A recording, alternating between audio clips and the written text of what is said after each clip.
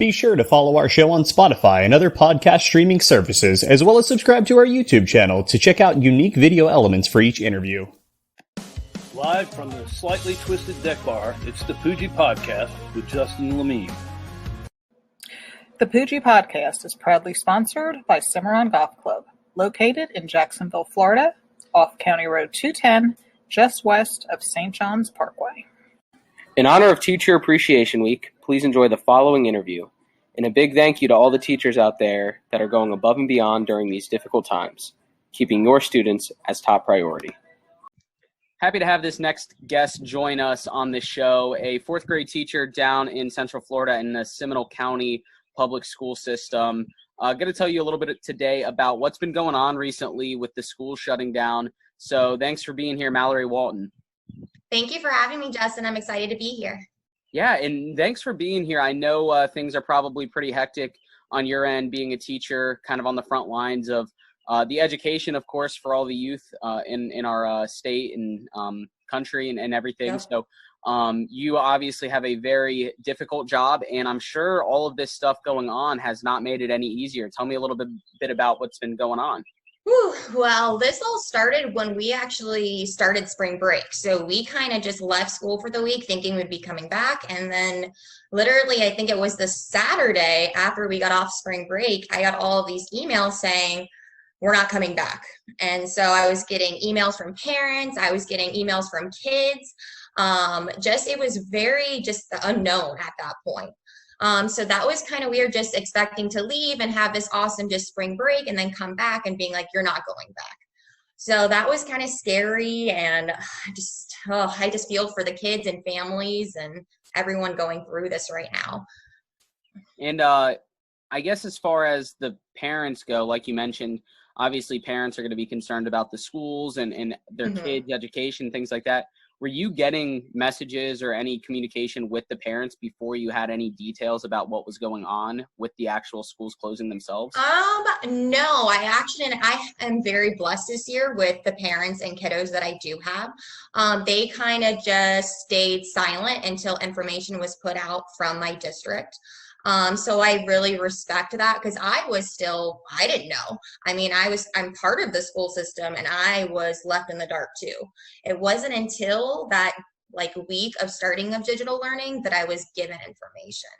So I was very thankful for that.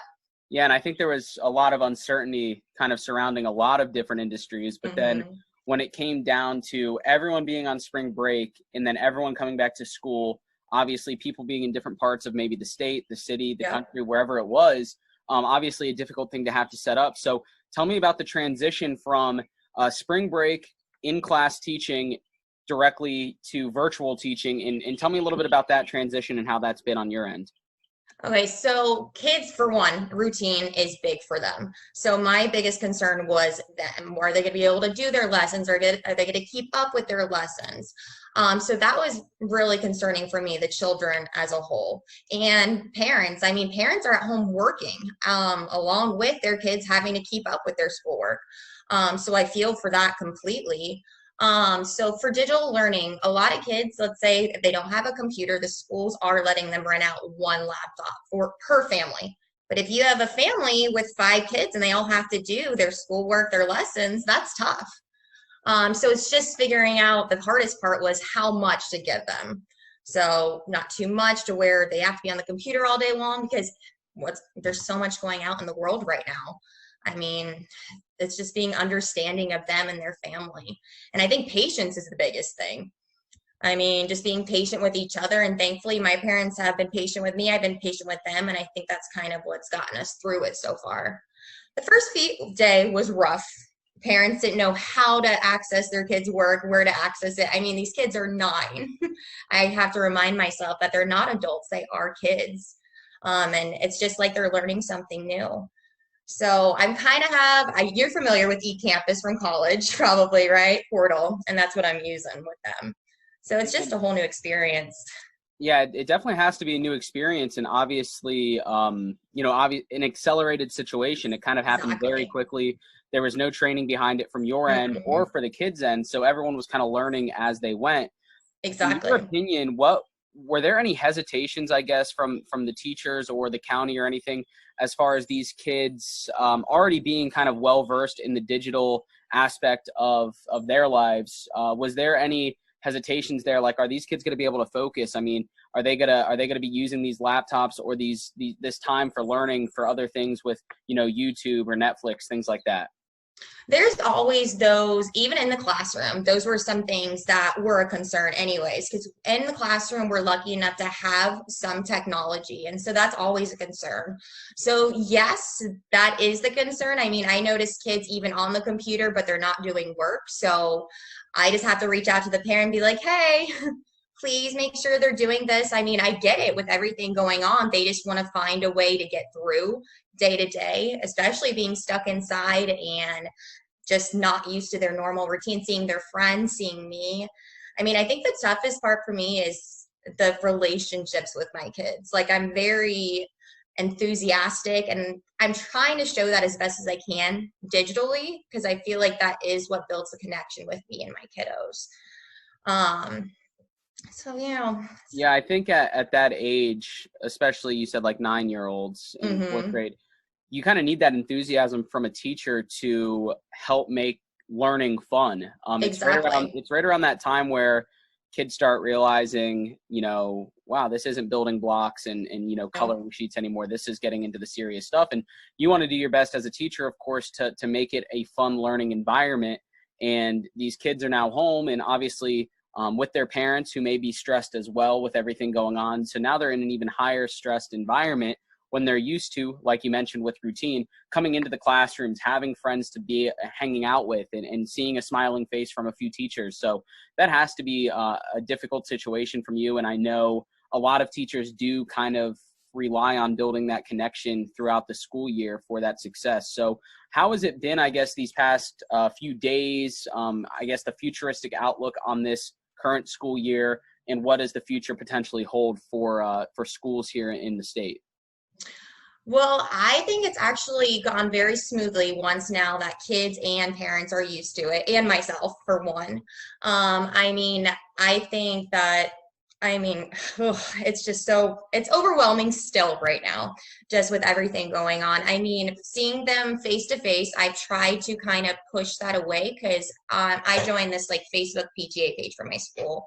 And that was the biggest concern for parents is, what if this teacher schedules a time to meet and my kid or I'm working during this time?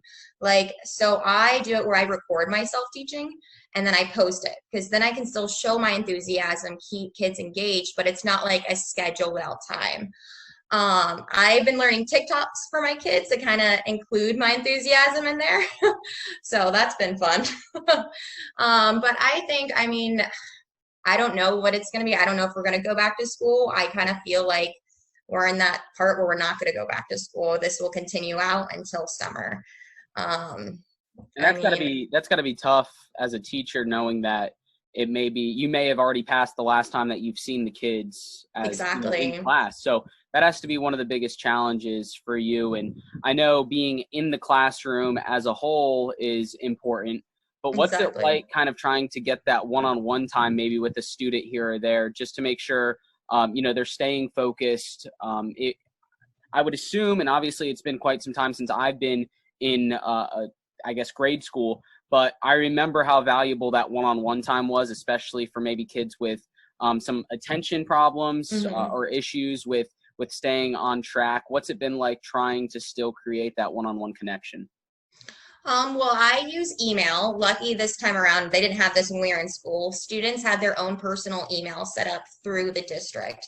So I'm always daily, I at least send each kid, I have 44 of them. I try to send them an email each day just to stay connected, be like, I'm still here, even though not physically, I'm still here virtually.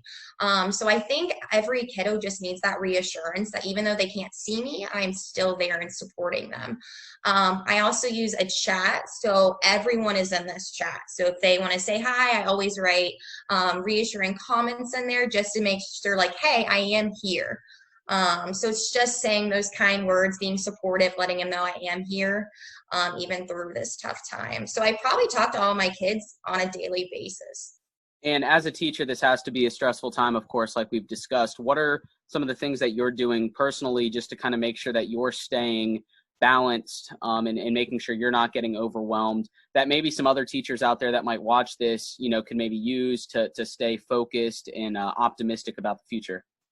In the beginning, I would work from 7 in the morning until 8 at night. That was the first couple of days just because it was new. Everyone was logging on at different times. So I felt like I had to always be actively on my computer. What I learned though is I can't do that or else I'm going to go crazy. So my best advice is to schedule those breaks. I mean, just like we do if we were at work, we have those breaks. So I've kind of just set up times in the day. It varies that I go and take a walk with my dog, or I just mentally sit there, read a book. But it really is, you have to make time to escape for yourself. I mean, you're doing everything you can for these kiddos, but bottom line, you have to take care of yourself or else you won't be able to help everyone else. Yeah, I do think it's very important, obviously, making sure you're taking care of your mental health as a teacher, and then that can obviously show through what you're able to provide for the kids through these difficult times. So, Mallory, I appreciate you being here. Anything else you want to add before we let go here? No, I just appreciate all parents and them, like, they're really, the love for teachers lately has been overwhelming, and I appreciate it so much. I love how everyone is being so supportive of each other, students, teachers, parents, and this, even though it's a crazy time, a sad time, a bittersweet time, it really has made everyone come together. So I'm really lucky for that. Well, we definitely appreciate you and all teachers out there. We know it's a very difficult time. So thank you for all that you do, and continue staying optimistic and positive, and we'll all get through this together. So thanks for being here. Thank you so much for having me.